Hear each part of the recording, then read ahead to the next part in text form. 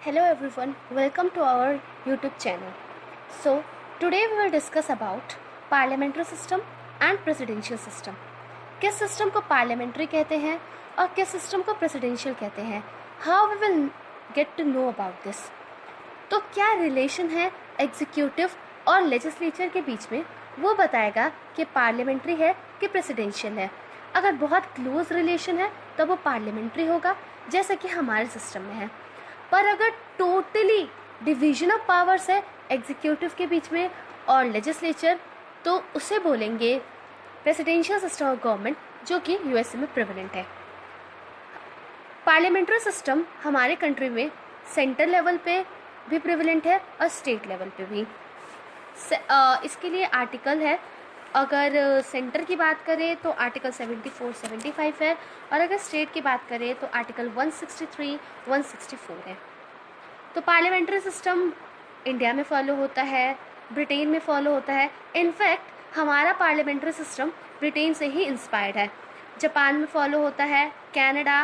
And if will talk about presidential system, तो वो follow होता है यूएसए में फॉलो होता है, ब्राज़ील में फॉलो होता है, Russia, Sri Lanka and all this. So this was a introduction of parliamentary system. So यहाँ पे जो लेजिस्लेचर रहता है वो कोई क्वेश्चन नहीं पुटअप कर सकता एग्जीक्यूटिव के ऊपर, या फिर जो एग्जीक्यूटिव रहता है वो बिल्कुल भी आंसरेबल नहीं होता लेजिस्लेचर के टुवर्ड्स अपने किसी भी एक्शन के लिए. ओके, ऐसा होता है प्रेसिडेंशियल सिस्टम में. लेकिन हमारा जो पार्लियामेंट्री सिस्टम है, उस सिस्टम में क्या होगा कि जो एग्जीक्यूटिव होगा वो अपने हर एक एक्शन के लिए रिस्पॉन्सिबल होगा टुवर्ड्स द लेजिस्लेचर. लेजिस्लेचर अपना ये पावर एक्सरसाइज करती है, जैसे no confidence motion, adjournment motion, question hour. इन सब चीज़ों के थ्रू अपना वो राइट एक्सरसाइज करती है कि वो एग्जीक्यूटिव के एक्शन को क्वेश्चन कर सकती है. सो नाउ अब हम आते हैं अपने दूसरी स्लाइड पे, जो कि है फीचर्स ऑफ पार्लियामेंट्री सिस्टम. पहला फीचर, डुअल एग्जीक्यूटिव, यानी कि हमारे पास दो हेड है. एक एक्चुअल हेड जिसे बोला जाता है प्राइम मिनिस्टर और बोला जाता है हेड ऑफ गवर्नमेंट. दूसरा होता है नॉमिनल हेड. प्रेसिडेंट को बोला जाता है नॉमिनल हेड, और या फिर हेड ऑफ द स्टेट बोला जाता है. तो यहाँ पे पार्लियामेंट्री सिस्टम में दो तरीके के एग्जीक्यूटिव होते हैं. Then second feature, majority party rule. यहाँ पे जिस पार्टी को मैक्सिमम नंबर ऑफ सीट्स मिले पार्लियामेंट पे, वो अपनी गवर्नमेंट फॉर्म करेगी. मतलब उसी पार्टी के एक लीडर को as a prime minister choose किया जाएगा, और वो प्राइम मिनिस्टर प्रेसिडेंट को रिकमेंड करेगा कि इन पर्टिकुलर लोग को काउंसिल ऑफ मिनिस्टर बनाया जाए. तीसरा फीचर है collective responsibility. Okay, before date अगर ऐसा हुआ कि अगर दोनों में से कोई सी भी पार्टी मेजॉरिटी नहीं अटेन कर पाती, तो ऐसे सिचुएशन में क्या करती है गवर्नमेंट, पार्टीज को इन्वाइट करती है और कोलिशन गवर्नमेंट फॉर्म होता है. Now coming on third point, it is collective responsibility. Collective responsibility में ये होता है, ये बेडरॉक बोलते हैं ना किसी सिस्टम का, पार्लियामेंट्री सिस्टम का ये बेडरॉक है ये फीचर.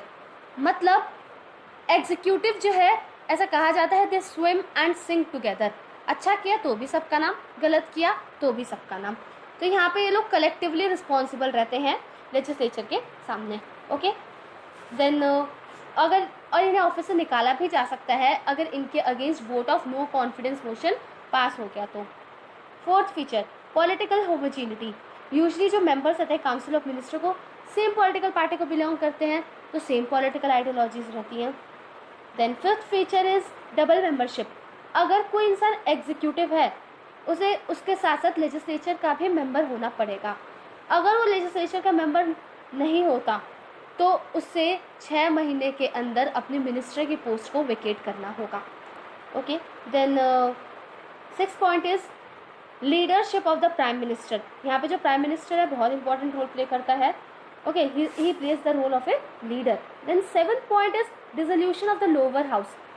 अगर प्राइम मिनिस्टर चाहे तो प्रेसिडेंट को रिकमेंड करवा के lower house that means Lok Sabha को डिसॉल्व करवा सकती है.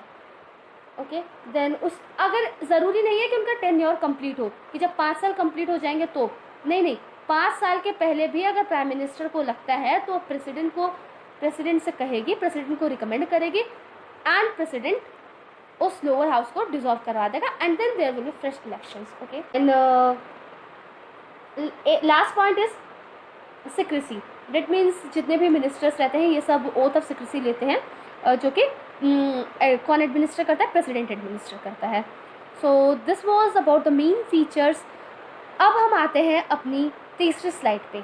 तीसरी स्लाइड पे हम लोग कंपैरिजन पढ़ेंगे, जिससे कि प्रेसिडेंशियल सिस्टम बहुत इजी होगा पढ़ने में. whenever we are studying presidential system, just keep in mind कि USA का सिस्टम कैसा है, then it will be very easy to learn. तो पहले फीचर. सो पार्लियामेंट्री सिस्टम में डुअल एग्जीक्यूटिव होता है, नॉमिनल हेड, एग्जीक्यूटिव हेड. लेकिन प्रेसिडेंशियल सिस्टम में सिंगल एग्जीक्यूटिव होता है जो कि प्रेसिडेंट है. देन हमारे सिस्टम में व्हेनेवर अवेलेबल हमारे system that means parliamentary system majority party rule चलता है. ओके, जिसकी सबसे ज़्यादा vote, I have explain to this point before. लेकिन प्रेसिडेंशियल सिस्टम में ऐसा नहीं है. जो प्रेसिडेंट है और जो लेजिस्लेचर के जो मेंबर्स हैं उन सबको सेपरेटली इलेक्ट किया जाता है और एक पर्टिकुलर फिक्स टर्म के लिए इलेक्ट किया जाता है. देन हमारे सिस्टम में कलेक्टिव रिस्पॉन्सिबिलिटी है, लेकिन प्रेसिडेंशियल सिस्टम में किसी भी तरीके की रिस्पॉन्सिबिलिटी नहीं है. अगर प्रेसिडेंट कोई अपना काम कर रहा है तो लेजिस्लेचर कोई नहीं होता. लेजिस्लेचर मीन्स वहाँ की कांग्रेस कोई नहीं होती कि क्वेश्चन करे कि why you have done this. Then no one two question. Okay, then double membership होती है. ऑब्वियसली पार्लियामेंट्री सिस्टम में डबल मेंबरशिप होगी, एक लेजिस्लेचर की और एग्जीक्यूटिव की. लेकिन प्रेसिडेंशियल सिस्टम में ऐसा नहीं है. जो प्रेसिडेंट है वो कांग्रेस के सिटिंग्स में नहीं बैठता है. ओके, वहाँ पे सिंगल मेंबरशिप होती है. देन पार्लियामेंट्री सिस्टम में प्राइम मिनिस्टर की लीडरशिप होती है, लेकिन प्रेसिडेंशियल सिस्टम में प्रेसिडेंट ही डोमिनेट करेगा. ठीक है, जो प्रेसिडेंट रहता है वो इलेक्ट हो जाता है. उसके बाद क्या करता है प्रेसिडेंट? एक खुद वो कैबिनेट के लोगों को चुनता है, जो किसी इलेक्शन के थ्रू नहीं होते, वो खुद ही चुनता है. ठीक है, बहुत छोटी सी बॉडी होती है, उसको किचन कैबिनेट बोलते हैं एक्चुअली. और जितने भी लोग होंगे कैबिनेट में वो सब प्रेसिडेंट को ही सिर्फ रिस्पॉन्सिबल होंगे और किसी को रिस्पॉन्सिबल नहीं होंगे.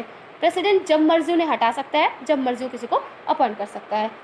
देन हमारे सिस्टम में लोअर हाउस को डिसॉल्व किया जा सकता है, लेकिन वहाँ पे अगर प्रेसिडेंट चाहे कि वो लोअर हाउस को डिसॉल्व करे तो ऐसा पॉसिबल नहीं है. और जो हमारा पार्लियामेंट्री सिस्टम है ना, उसका जो बेसिस है होता है ना कि what is the main guiding thing, binding thing. तो हम parliamentary system fusion of power है, मतलब एग्जीक्यूटिव और लेजिस्लेचर के पावर्स मिले हुए हैं. लेकिन प्रेसिडेंशियल सिस्टम में ऐसा नहीं है. वहाँ पे पावर्स साफ साफ बटे हुए हैं, डिमार्केशन हो रखा है उन पावर्स का. सो नाउ अब हम आते हैं अपनी अगली स्लाइड पे, वेयर हम लोग पढ़ेंगे मेरिट्स और demerits. So what are the merits of parliamentary system? Parliamentary system के जो मेरिट्स हैं कि लेजिस्लेचर और एग्जीक्यूटिव के बीच में हार्मनी होगी, लेकिन वही प्रेसिडेंशियल सिस्टम में ऐसा नहीं है. वहाँ पे बहुत कॉन्फ्लिक्ट्स चलते रहते हैं लेजिस्लेचर और एग्जीक्यूटिव के बीच में. हमारे पास रिस्पॉन्सिबल गवर्नमेंट है, लेजिस्लेचर के सामने रिस्पॉन्सिबल होगी, लेकिन वहाँ पे प्रेसिडेंशियल सिस्टम में बिल्कुल भी रिस्पॉन्सिबल गवर्नमेंट नहीं है. हमारे सिस्टम में क्या होता है, जो एग्जीक्यूटिव होता है कोई एक पर्टिकुलर पर्सन तो नहीं है, बहुत सारे लोग होते हैं, बहुत सारे काउंसिल ऑफ मिनिस्टर्स, ये सब लोग मिलकर क्या बनाते हैं? एग्जीक्यूटिव. लेकिन प्रेसिडेंशियल सिस्टम में सिर्फ एक इंसान होता है. इसका मतलब प्रेसिडेंशियल सिस्टम में ऑटोक्रेसी के होने के चांसेस हैं, जो कि okay yes I was right. और पार्लियामेंट्री सिस्टम में ऐसा नहीं है, यहाँ पे डेस्पोटिज्म नहीं होगा. और पार्लियामेंट्री सिस्टम बहुत ज़्यादा रिप्रेजेंटेशन है, इतने सारे काउंसिल ऑफ मिनिस्टर्स हैं, तो डेफिनेटली यहाँ पे रिप्रेजेंटेशन बहुत ज़्यादा है. लेकिन प्रेसिडेंशियल सिस्टम में ऐसा नहीं है, बहुत ही नैरो रिप्रेजेंटेशन है. अब डीमेरिट्स क्या है पार्लियामेंट्री सिस्टम के? बहुत ही अनस्टेबल गवर्नमेंट है. जैसे हमने मोरारजी देसाई के टाइम पे देखा था, ज़रूरी नहीं है कि अगर 5 साल का टेन्योर है तो 5 साल तक रहे, उससे पहले भी जा सकती है. ठीक है, और कोई पॉलिसी की कंटिन्यूटी नहीं रहती. सपोज़ अभी ये गवर्नमेंट है, अगली बार दूसरी गवर्नमेंट आएगी, पूरी पॉलिटिकल आइडियोलॉजीज़ ही अलग होंगी, तो ऐसे सिचुएशन में क्या किया जाए, है ना? तो कोई लॉन्ग टर्म प्लान नहीं चुना जा सकता. लेकिन वहीं पे प्रेसिडेंशियल सिस्टम में गवर्नमेंट बहुत ज़्यादा स्टेबल होती है. अगर इतने टर्म के लिए इलेक्टेड है तो वो रहेगी ही रहेगी, अनलेस एंड अनटिल अगर कोई बहुत ज़्यादा ग्रेव अनकॉन्स्टिट्यूशनल एक्ट नहीं करती. और उनकी पॉलिसीज़ जो रहती हैं बहुत ज़्यादा डेफिनाइट रहती हैं। और इसमें जो हमारे सिस्टम में जो पावर्स हैं एग्जीक्यूटिव और लेजिस्लेचर के बहुत ज़्यादा इंटरट्वाइंड है। तो क्या होता है, इससे बहुत ही कन्फ्यूजन हो जाते हैं रिलेटेड टू पावर। लेकिन दूसरे सिस्टम में ऐसा नहीं है, वहाँ पावर सेपरेटेड है। और पार्लियामेंट्री सिस्टम में जो मतलब मिनिस्टर्स चुने जाते हैं ना, वो लेजिस्लेचर में से ही चुने जाएंगे, मतलब अमेटर्स से चुने जाते हैं। इसका मतलब आप उसके बाहर नहीं जाके चूज़ कर सकते। तो ज़रूरी नहीं है कि आप एक्सपर्ट को ही लोगे, बहुत लिमिटेड चॉइस रहती है, उसी में से चूज़ करना होता है आपको। लेकिन चूज़ किया जाता है, ज़रूरी नहीं है कि आप लेजिस्लेचर में से ही चूज़ करो। Now coming on our next slide कि वाई हमने पार्लियामेंट्री सिस्टम को क्यों अडॉप्ट किया है। रीज़न ये था, जब ब्रिटिश थे हमारे जब ब्रिटिश का रूल चल रहा था तो उस टाइम यही सिस्टम फॉलो होता था। तो जब ये पार्लियामेंट्री सिस्टम ही फॉलो होता था तो हम लोग बहुत ज़्यादा फेमिलियर थे इस टर्म से। तो जो लोग थे कॉन्स्टिट्यूशन मेकर्स, उन लोगों ने बोला कि ये सिस्टम रहेगा parliamentary system, it will be better for us. और दूसरी चीज़, अगर हम प्रेसिडेंशियल सिस्टम लेते तो हमें स्टेबिलिटी ज़्यादा मिलती, और अगर पार्लियामेंट्री लेते तो रिस्पॉन्सिबिलिटी ज़्यादा मिलती। हम ऐसे स्टेज पे थे जहाँ पे हमें स्टेबिलिटी से ज़्यादा रिस्पॉन्सिबिलिटी चाहिए थी। So we opted for parliamentary system. Then और एक और रीज़न ये था कि हम चाहते ही नहीं थे कि किसी भी तरीके का कॉन्फ्लिक्ट हो, ठीक है, एग्जीक्यूटिव के बीच में और लेजिस्लेचर के बीच में। So we opted for this. I hope you like this video.